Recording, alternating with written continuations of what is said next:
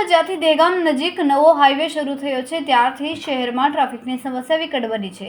એક તરફ શ્રવણ ચોકડી પાસે ચાલતી બ્રિજની કામગીરીના કારણે નાના વાહન ચાલકો સિટી તરફ વળ્યા છે, ત્યાંથી તેઓ અન્ય હાઈવે પકડી રહ્યા છે, જેથી શહેરમાં ટ્રાફિક ભારણ વધ્યું છે।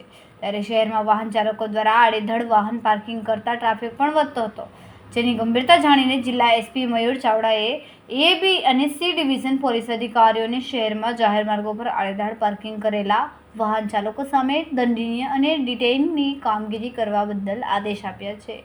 ભરૂચ જિલ્લાના એસપી દ્વારા મળેલા આદેશ મુજબ ભરૂચ એબી અને સી ડિવિઝન પોલીસ મથકના સ્ટાફે પાલિકાની મદદ મેળવીને ટ્રાફિક હટાવ ઝુંબેશ હાથ ધરી હતી, જેમાં એ ડિવિઝન પોલીસ મથકના પીઆઈ વીયુ ગઢરિયાએ બે અલગ અલગ ટીમો બનાવીને એક ટીમ બીટી મિલથી લઈને સ્ટેશન સુધી દબાણ હટાવો કામગીરી સાથે ટ્રાફિકને અડચણરૂપ વાહનો લોક કરીને દંડનીય કામગીરી સાથે વાહન ડિટેઇનની કામગીરી હાથ ધરી હતી।